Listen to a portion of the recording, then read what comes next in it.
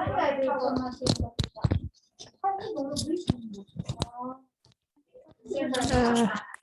Assalamualaikum, selamat siang Bapak Ibu sekalian.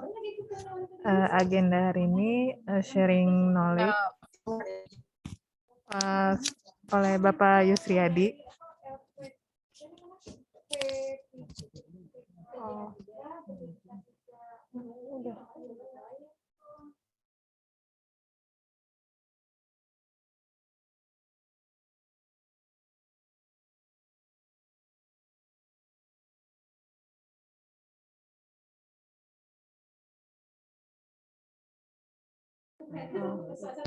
Pak Yusriadi.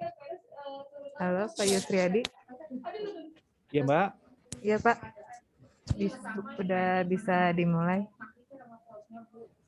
Oh, boleh. Ya. Masih ada yang ditunggu lagi atau langsung aja?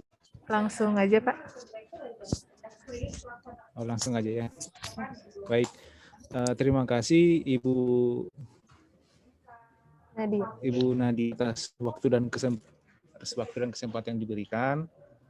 Selamat siang Bapak Ibu serta rekan-rekan inspektor maupun rekan-rekan teman-teman SBW ini maupun dari tempat yang lain. Mungkin ini aku sekedar sharing aja Bapak Ibu ya, rekan-rekan sekalian mengenai Permen 18 dalam rangka pemeriksaan keselamatan baik instalasi maupun peralatan dalam kegiatan usaha minyak dan gas bumi. Mohon izin nanti kalau ada yang mungkin salah atau mungkin ada yang perlu dikoreksi, langsung disampaikan aja rekan-rekannya.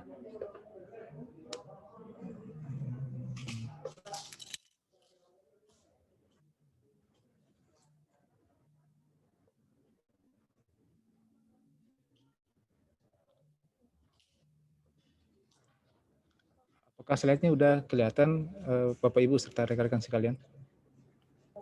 Udah, Pak. Sudah ya. Baik. Jadi ini saya sadar juga dari Kementerian SDM mengenai Peraturan Menteri Nomor 18 Tahun 2018 mengenai pemeriksaan keselamatan instalasi dan peralatan pada kegiatan usaha minyak dan gas bumi. Mungkin rekan-rekan yang inspektor yang punya kualifikasi sudah paham ya rekan-rekan mengenai apa aja sih yang dilakukan dalam kegiatan inspeksi baik di dalam instalasi maupun dalam peralatan pada suatu kegiatan usaha minyak dan gas bumi. Mungkin pada tahap-tahap atau di slide-slide selanjutnya nanti itu akan ada beberapa definisi yang mungkin akan kita temui ya Bapak Ibu ya serta rekan-rekan sekalian. Salah satunya itu adalah instalasi minyak dan gas bumi. Apa sih itu instalasi minyak dan gas bumi? Yaitu suatu rangkaian peralatan yang terintegrasi dalam suatu sistem dan melaksanakan fungsi operasinya pada kegiatan usaha minyak dan gas bumi. Jadi beberapa rangkaian peralatan yang dijadikan satu dan terintegrasi dari masing terintegrasi dalam suatu sistem sehingga dapat melaksanakan suatu operasi pada suatu kegiatan usaha dan minyak dan gas bumi. Terus ada namanya perusahaan inspeksi. Perusahaan inspeksi itu suatu badan usaha yang melaksanakan inspeksi pada peralatan maupun instalasi pada kegiatan usaha migas sesuai dengan standar, aturan-aturan, serta perundangan yang berlaku. Jadi kita perusahaan inspeksi salah satunya adalah PT Biro Klasifikasi Indonesia, Surveyor Indonesia maupun Sukopindo. Terus apa yang dilaksanakan? Itu ada inspeksi teknis. Inspeksi teknis itu adalah suatu kegiatan secara langsung meliputi pemeriksaan dokumen atau review dokumen, pemeriksaan fisik atau inspeksi ke lapangan. Kemudian ada pengujiannya baik pengujian pompa atau pengujian PSV dan pengujian yang lain baik peralatan maupun instalasi yang mengacu pada peraturan atau perundang-undangan standar serta kaidah keteknikan. Jadi inspeksi teknis itu seperti yang dipaparkan atau disampaikan di presentasi ini. Kemudian ada reengineering. Jadi reengineering itu adalah suatu instalasi atau peralatan yang tidak memiliki dokumen teknis dan tidak diketahui umur layan atau umur pakai dari peralatan atau instalasi tersebut. Nah, di migas itu mewajibkan untuk perpanjangan umur layan atau biasanya kita sebut sertifikasi maupun resertifikasi itu tidak boleh dilaksanakan sebelum dilakukannya desain ulang atau reengineering pada peralatan tersebut. Jadi reengineering itu jika suatu peralatan yang tidak memiliki data-data teknis, contohnya datasheet, drawing ataupun dokumen-dokumen yang lain, istilah katanya itu peralatan bodong gitu kan.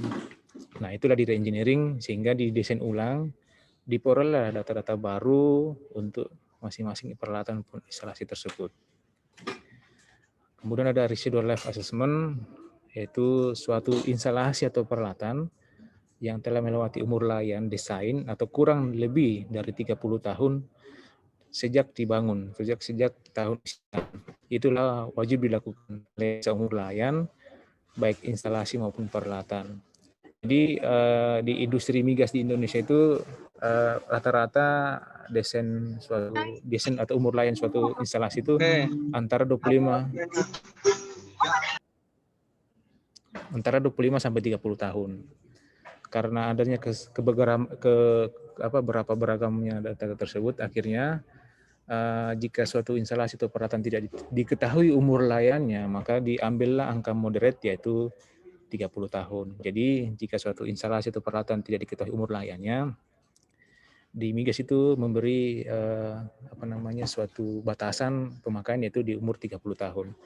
Jadi sebelum umur 30 tahun atau setelah umur 30 tahun, instalasi atau peralatan tersebut wajib dilakukan residual life assessment untuk diketahui apakah bisa digunakan lagi peralatan tersebut untuk pada kegiatan usaha minyak dan gas bumi. Kemudian yang terakhir atau pengenalan desain itu adalah evaluasi secara sistematis dan independen suatu rancangan desain instalasi pada kegiatan usaha minyak dan gas bumi. Biasanya penilaian desain ini dibangun atau dibuat sebelum dibangunnya suatu instalasi atau suatu kegiatan usaha minyak dan gas bumi. Jadi awalnya dari situ penilaian desain. Nah, latar belakang permen itu terbagi ada beberapa permen. Jadi sejak adanya kegiatan usaha minyak dan gas bumi ini, batu sertifikasi itu sudah mengalami beberapa kali perubahan peraturan. Jadi dulunya ada SK 84K, kemudian Permen 38 2017, terus terakhir itu Permen 18 2018. Nah, yang akan kita diskusikan pada hari ini itu yaitu yang nomor atau yang persetujuan ataupun Permen 18 tahun 2018 yang akan kita diskusikan pada hari ini. Jadi dalam Permen 18 itu disebutkan beberapa tahap-tahapannya. Nah, ini yang Permen 38 saya coret karena memang sudah tidak berlaku lagi sekarang untuk aplikasinya. Jadi yang sekarang diimplementasikan di kegiatan usaha minyak dan gas bumi itu adalah Permen 18 tahun 2018. Dalam konten-konten Permen 18 itu terdiri dari desain, peralatan, analisa risiko, perusahaan inspeksi, perusahaan engineering, kepala teknik, terus ada penilaian sisa umur layan serta instalasi SPBU. Nah, mungkin yang akan aku sedikit diskusikan di sini yaitu mengenai peralatan. Nah, dalam Permen 18 itu disebutkan peralatan apa aja sih yang wajib dilakukan sertifikasi maupun inspeksi dan pemeriksaan keselamatan. Itu terbagi atas 8 subbagian peralatan yang wajib dilakukan inspeksi dan kegiatan atau inspeksi atau pemeriksaan keselamatan. Yaitu ada alat pengaman, ini ada PSP, TSP atau barrel valve ya, atau biasa orang menyebutkan PV valve gitu kan. Terus ada bejana tekan yang bertekan atau yang bertekanan di atas tekanan atmosferik atau yang di bawah tekanan atmosferik. Dan ukurannya itu antara 6 in atau lebih dari 6 in. Jadi peralatan itu jika dikatakan bejana tekan jika dia berdiameter 6 in dan dia bertekanan ataupun baik di atas tekanan atmosferik ataupun di bawah tekanan atmosferik. Jadi itu dikategorikan baja tekan menurut peraturan Permen SDM nomor 18 tahun 2018. Terus ada tangki penimbun yang digunakan untuk yang bertekanan atmosferik. Terus ada pesawat angkat yang digunakan untuk mengangkat barang dan orang. Terus ada peralatan putar, baik pompa dan kompresor. Tapi yang digunakan hanya untuk mengalirkan minyak dan gas bumi. Yang kompresor yang berhubungan dengan udara itu tidak diwajibkan, dikembalikan ke badan usahanya sendiri. Kalau mau mensertifikasi atau dilakukan inspeksi silakan, tidak dilakukan juga tidak apa-apa karena di peraturan ini tidak mewajibkan untuk dilakukan inspeksi dan pemeriksaan keselamatan untuk kompresor yang digunakan untuk mengalirkan udara. Kemudian ada peralatan listrik, ada genset, ada trafo, ada peralatan atau panel distribusi, contohnya MCC dan switchgear. Terus ada platform di offshore, serta ada sistem alat ukur serah terima migas. Nah, mungkin sedikit aku sampaikan yang sistem alat ukur serah terima migas ini seperti apa. Yang memang di beberapa kegiatan usaha minyak dan gas bumi itu sistem alat ukur serah terima ini ada bermacam-macam. Namun dikategorikan sebagai sistem alat ukur serah terima dan wajib disertifikasi itu yang digunakan pada saat adanya transaksi dari penjual ke pembeli. Jadi contohnya dari A ke B, dibeli A dan dijual oleh A dan dibeli oleh A. Itu dikategorikan serah migas. Tapi kalau bersifat internal, contohnya dari perusahaan A dan perusahaan B, tapi masih satu perusahaan, itu tidak diwajibkan. Yang diwajibkan adalah jika beda perusahaan dan di situ ada transaksi jual beli. Itu yang diwajibkan menurut Permen 18 yang ada saat ini. Ada pertanyaan rekan-rekan atau lanjut?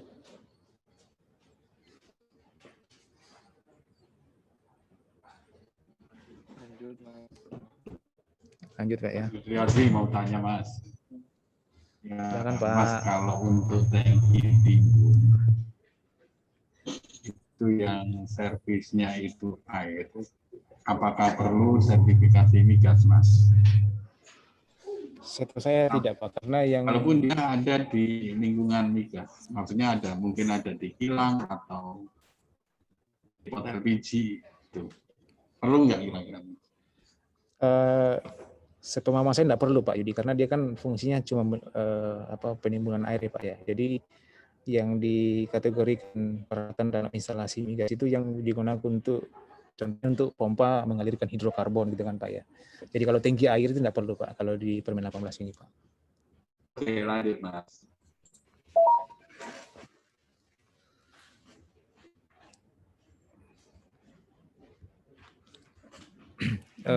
Di Permen 18 ini dikategorikan ada 8 rekan-rekan. Namun yang aku diskusikan saat ini aku batasi cuma ada 3 yang notabene sering berhubungan dengan kerjaan saya dan mungkin rekan-rekan di lapangan gitu ya.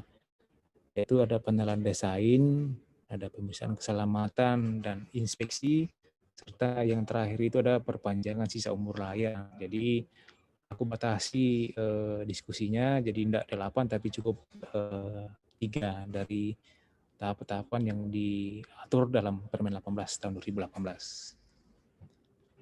Pertama itu pengenalan desain.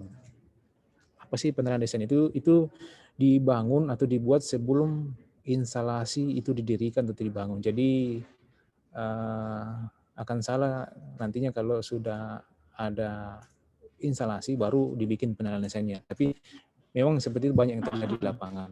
Tapi kalau menurut Permen 18 saat ini itu pengenalan desain itu dibuat sebelum didirikannya atau dibangunnya suatu instalasi. Dan yang melaksanakan siapa itu adalah kepala teknik atau badan usaha tersebut sendiri atau dibantu oleh lembaga engineer. Lembaga engineer itu pihak independen yang digunakan untuk melakukan asesmen ataupun berhubungan dengan kaidah-kaidah keteknikan dalam suatu dalam suatu analisa dalam pembuatan pengenalan desain ataupun residual life assessment ataupun reengineering. Nah, cakupan dari pengenalan desain itu antara lain yaitu kesesuaian dengan standar yang digunakan, risiko atau manajemen risiko, dokumen lingkungan, spesifikasi teknisnya, terus penerapan kaidah-kaidah keteknikan yang baik, serta adanya komponen TKDN atau tingkat komponen dalam negeri cakupan pengenalan desain tersebut. Hasilnya dari pengenalan desain tersebut adalah standar yang digunakan sesuai dengan lingkup instalasi tersebut atau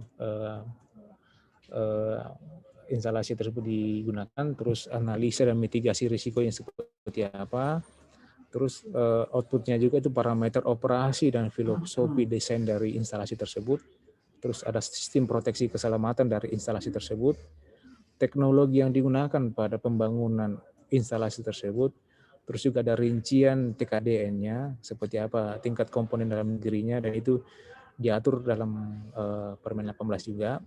Terus ada izin lingkungan serta ataupun ada UKPL ataupun AMDAL, serta nanti akan disebutkan dalam hasil penilaian desain tersebut adalah adanya umur layan dari instalasi tersebut. Jadi dalam hasilnya itu disebutkan berapa tahun lagi atau berapa tahun si instalasi ini bisa digunakan ke depan. Begitu rekan-rekan. Penerapan desain itu bisa dilaksanakan oleh kepala teknik sendiri, ataupun jika kepala teknik atau Pertamina sendiri ataupun badan usaha tersebut tidak memiliki kemampuan ataupun tidak memiliki SDM, itu bisa dilaksanakan atau dibantu oleh lembaga engineer ataupun yang kita sebut sekarang ini perusahaan engineer. Nah, perusahaan engineer atau lembaga engineer itu syarat-syaratnya adalah itu memiliki ahli yang memiliki kompetensi dan kualifikasi yang sesuai dengan setiap studi yang akan dilaksanakan. Terus memiliki sistem manajemen mutu yang baik dan terakreditasi. Terus lembaga engineer tersebut wajib berbadan hukum Indonesia. Dan lembaga engineer tersebut merupakan institusi akademis dan wajib berbadan hukum Indonesia dan memiliki akreditasi A. Dan syarat yang paling utama pada saat penentuan, jika nanti rekan-rekan ada referensi untuk pembuatan atau mungkin ada yang bertanya syarat suatu lembaga engineer itu adalah dia harus mempunyai SKUP atau surat kemampuan usaha penunjang migas itu minimal kategori bintang 2 sebagai perusahaan engineer. Jadi dia kalau bintang 1 itu di Permen 18 ini belum bisa memiliki atau belum memenuhi syarat sebagai lembaga engineer. Jadi syarat minimum itu adalah berbintang 2 untuk melaksanakan suatu asesmen baik pengenalan desain, residual life assessment maupun re-engineering. Apakah ada pertanyaan Bapak Ibu serta rekan-rekan sekalian?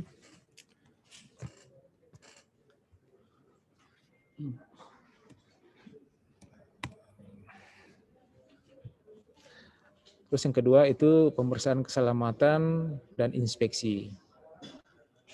Apa sih itu inspeksi dan apa itu pemeriksaan keselamatan? Jadi definisi umumnya itu adalah inspeksi itu adalah suatu kegiatan yang dilakukan secara langsung, meliputi review dokumen, pemeriksaan fisik, pengujian peralatan maupun instalasi yang mengacu pada kaidah-kaidah keteknikan.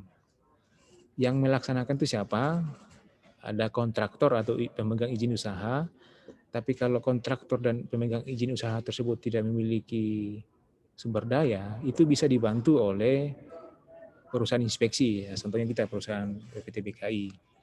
Terus hasilnya apa? Itu adalah kalau dari kepala teknik itu namanya keterangan hasil inspeksi, tapi kalau dari perusahaan inspeksi dalam arti ini BKI itu terbitnya adalah sertifikat inspeksi. Dan lingkupnya yang kita laksanakan untuk apa aja, minimum adalah mereview dokumen, melakukan verifikasi, kesesuaian data dengan kondisi aktual, visual inspeksi terhadap masing-masing peralatan, pengujian internal dan eksternal inspeksi, terus ada witness, serta ada pengujian-pengujian yang lain. Itu definisi untuk inspeksi dan tahap-tahapannya. Terus ada pemeriksaan keselamatan. Nah, pemeriksaan keselamatan ini yaitu pengawasan pelaksanaan keselamatan minyak dan gas bumi dan keteknikan atas dipenuhinya peraturan-peraturan standar maupun kaidah-kaidah keteknikan yang baik.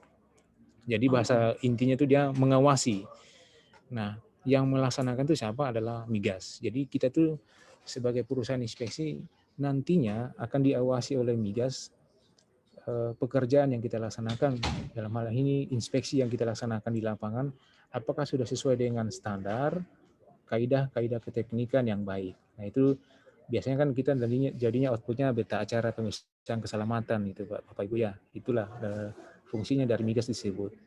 Nah hasilnya adalah itu adalah laporan hasil pemeriksaan keselamatan yang akan disampaikan oleh inspektur migas tersebut sendiri ke pimpinannya.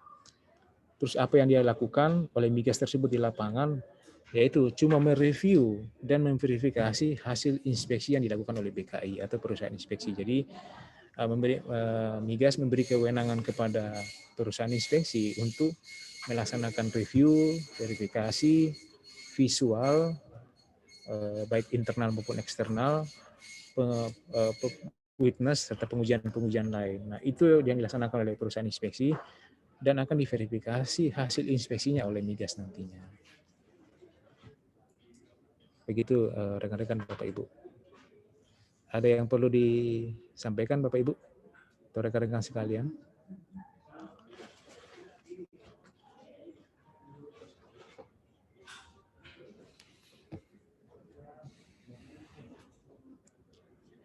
Izin lanjut kalau gitu Bapak Ibu.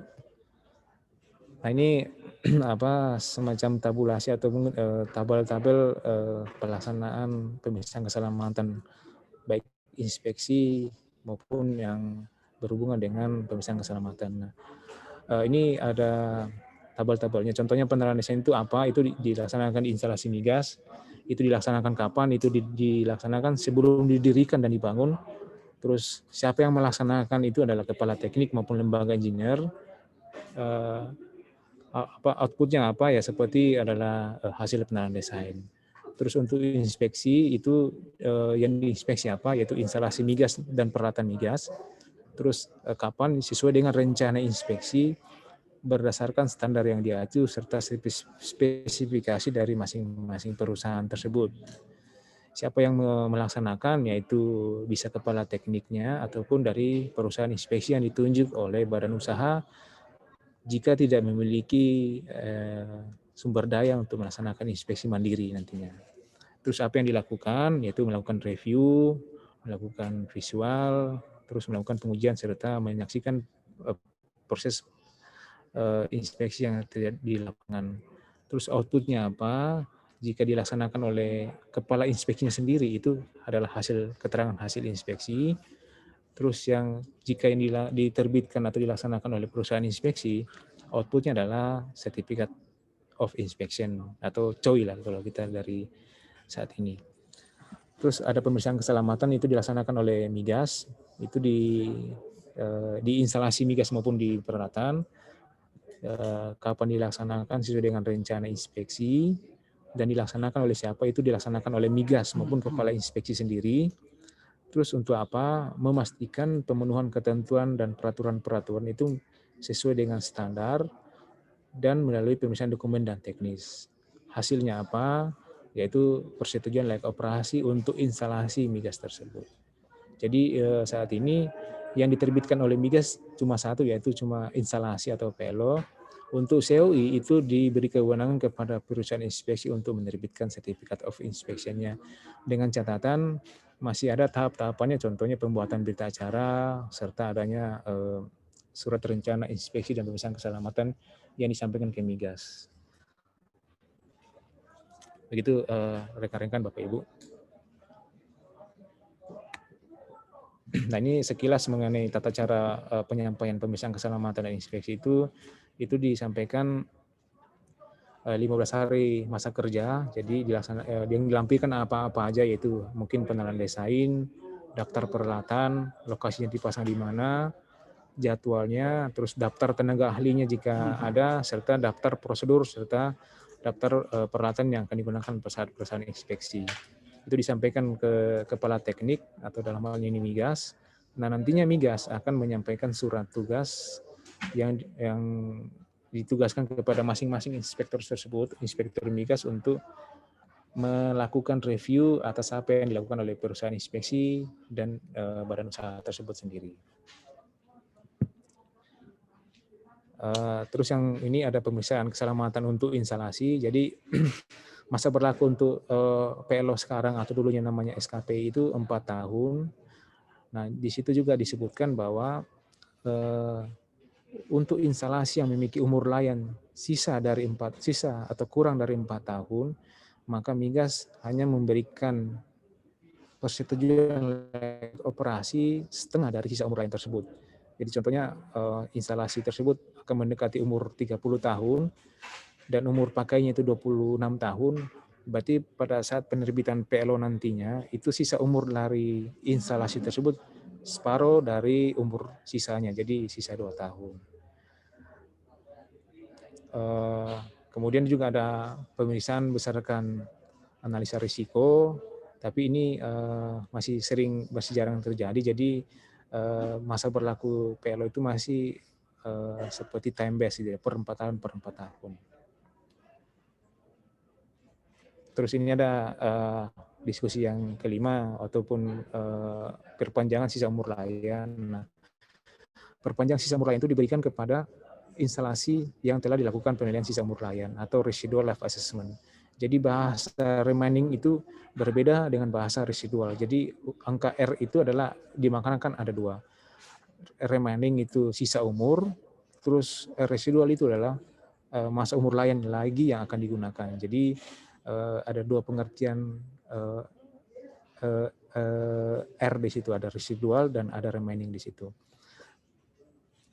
Terus untuk penilaian sisanya sesuai dengan analisa dengan mengutamakan faktor keselamatan.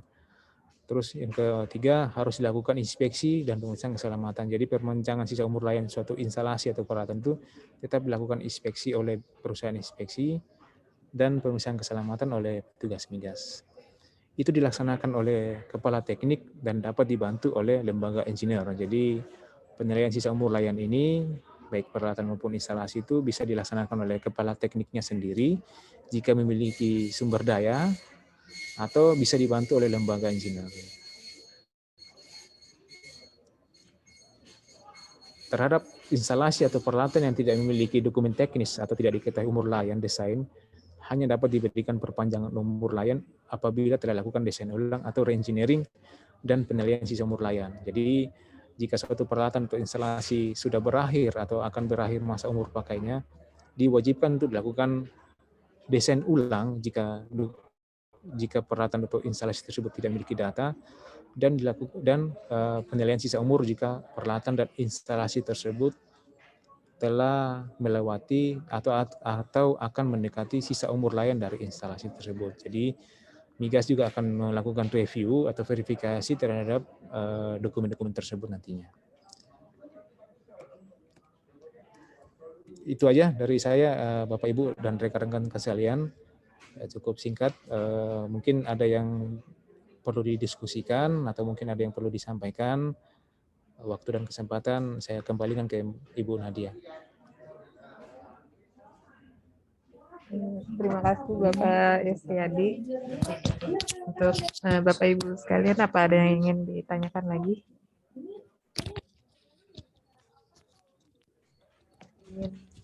Ada yang ingin disampaikan?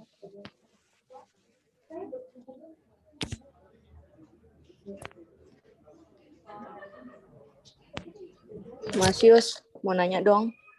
Silakan, Mbak. Mas Yus, terkait penilaian desain. Iya. Apakah itu suatu kewajiban di Pertamina? Misalnya nih, kita mau melakukan inspeksi di suatu lokasi. Namun lokasi tersebut belum melakukan penilaian desain. Apakah tetap dilanjutkan untuk pekerjaan inspeksinya selanjutnya, atau kita meminta mereka untuk melakukan penilaian desain terlebih dahulu? Sip. Jadi penilaian desain itu dibuat untuk peralatan yang baru mau dibangun, Mbak. Jadi bukan peralatan yang existing. Kan kalau selama ini kan Mbak Efri yang peralatan-peralatan yang lama gitu ya, yang udah dibangun. Jadi penilaian desain itu tidak cocok di tempat yang itu. Jadi kalau suatu instalasi atau peralatan yang sudah dipakai dan belum punya data atau belum punya PLO lah namanya sekarang itu penempatan penilaian desain itu tidak di situ. Jadi cocoknya itu adalah analisa risiko. Mungkin bisa remaining life assessment atau residual life assessment ataupun re-engineering pada peralatan dan instalasi tersebut. Jadi penempatan penilaian desain ini yaitu pada saat dia dibangun ataupun sementara dibangun atau akan dibangun suatu instalasi. Begitu, Mbak. Kalau misalnya di area tersebut mereka belum melakukan plan desain, padahal mereka tahu nih waktu di tahun sekian mereka bangun area lokasi tersebut, mereka bangun instalasi, tapi mereka tidak melakukan plan desain. Berarti itu melanggar atau gimana ya? Kalau nanti dibenturin sama Permen itu pasti akan disuruh sama Migas untuk dilakukan analisa risiko, Mbak. Baik itu kecuali kalau dia memiliki data sama lengkap, contohnya desain basis ataupun dokumen-dokumen yang lain yang berhubungan dengan aspek-aspek keteknikan. Tapi kalau dia sama sekali tidak ada dan itu mau dilanjutkan ke PLO, biasanya Migas meminta untuk dilakukan analisa risiko, gitu, Mbak. Dan itu wajib. Maksudnya pada saat penerbitan PLO itu wajib disampaikan. Oke. Kamsya. Mangga. Om Fani mungkin ada ini leader nih, Om Fani.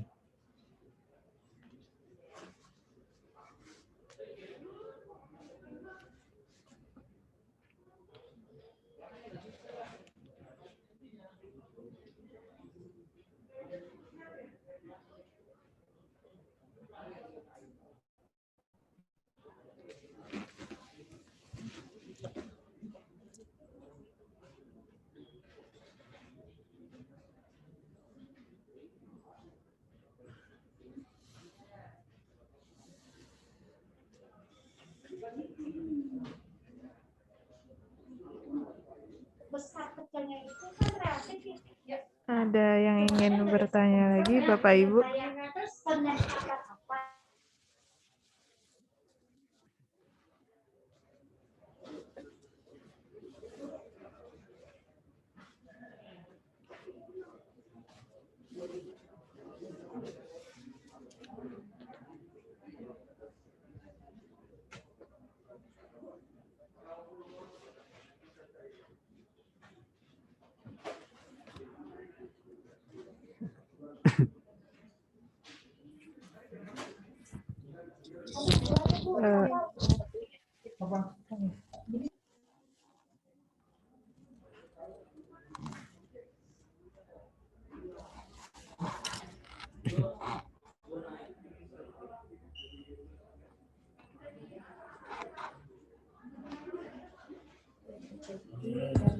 Kalau tidak ada, mungkin bisa ditutup oleh Pak Yudi.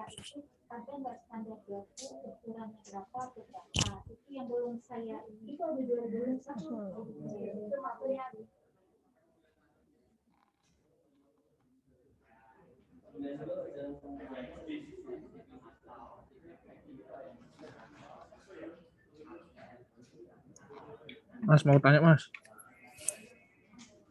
Silakan, Pak. Mas, kalau meter alokasi itu termasuk custody nggak ya? Contohnya kita ada case yang di Natuna tuh. Ya. Itu kan dari 3 perusahaan, Premier Oil, Medco, sama Star Energy, itu tiap perusahaan itu punya meter, terus kemudian dialirkan ke satu pipeline menuju Singapura.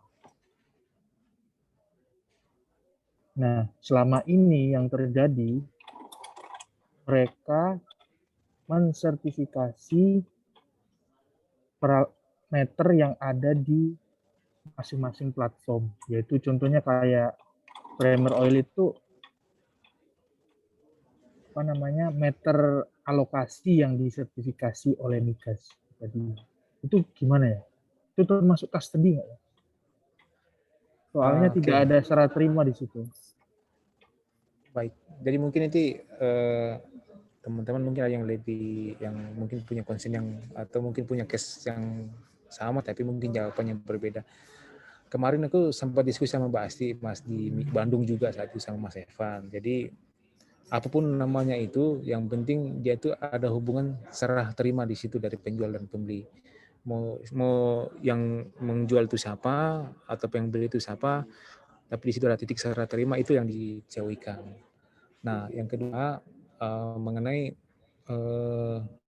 apa namanya, ada tambahan juga dari Mbak Asti. Jadi sekarang itu di COI-nya WKI itu harus disebutkan itu punyanya siapa dan dibeli sama siapa produknya itu. Jadi di salah satu konten dalam kita dalam satu konten dalam COI kita itu Ibu Asti sebagai petugas migas itu meminta agar ditambahkan tabel meter tersebut itu dijual oleh siapa dan dibeli oleh siapa serta nomor prosedur serah terimanya. Nah itu Mas yang aku tangkap kemarin dari Mbak Asti. Jadi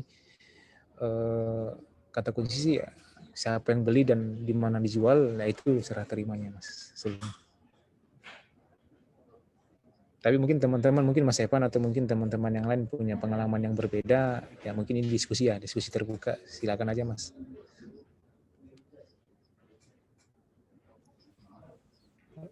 Atau mungkin Mas Hengki dari ini.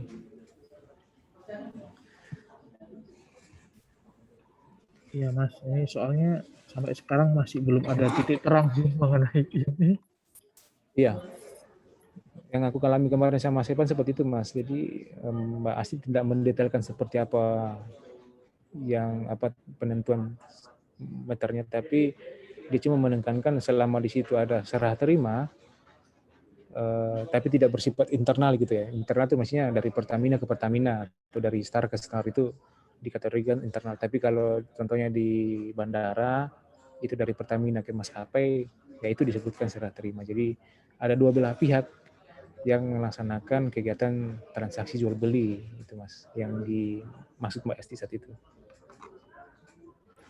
Jadi kalau case-nya Premier Oil itu ketika kita minta prosedur jual beli itu nggak ada, dia nggak punya. Seperti itu Mas. Ya, yang susah itu Mas, karena kalau ketemu yang Mbak Asti itu malah ditanyain sama dia, minimal nggak usah ada harganya lah di situ, tapi minimal ada nomornya sama ada mungkin covernya gitu kan. Jadi itu membuktikan bahwa itu serah terima di situ. Kalau kemarin itu dikejar sampai di situ Mas sama Bu Asti.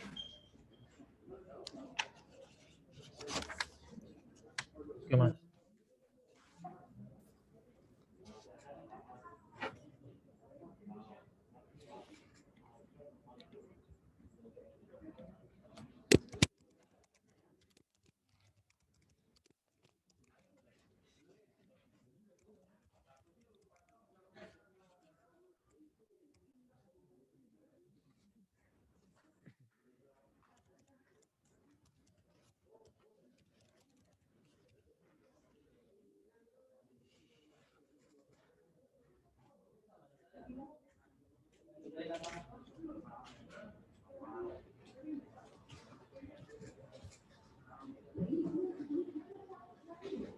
Mbak Nadia? Ya. Ya mungkin sudah ini Mbak, sudah ada yang bertanya gimana?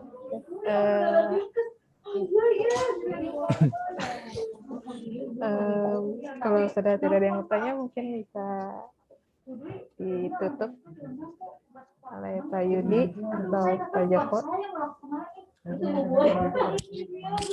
Baik. Halo, Pak Yudi. Pak Yudi. Ya Mbak. Ya Pak. Gimana Mbak? Apa itu? Bisa ditutup sama Bapak? Sudah selesai ya? Iya udah Pak. Oke, saya tutup ya. Baik teman-teman, demikian tadi yang sudah disampaikan oleh Mas Susiati terkait dengan peraturan Menteri SDM nomor 18 tahun 2018. Semoga apa yang disampaikan bisa bermanfaat bagi kita semua dan bisa diterapkan oleh rekan-rekan semua, khususnya di teman-teman inspektur SDU ini. Demikian, mudah-mudahan dapat bermanfaat. Waalaikumsalam. Wassalamualaikum warahmatullahi wabarakatuh. Warahmatullahi wabarakatuh. Bapak Ibu bisa foto dulu sebentar. Wis. Pakai video.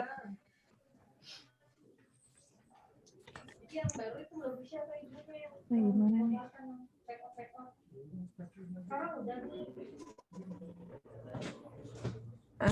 Satu, dua, tiga. Mana? 1, 2, 3. 1, 2, 3.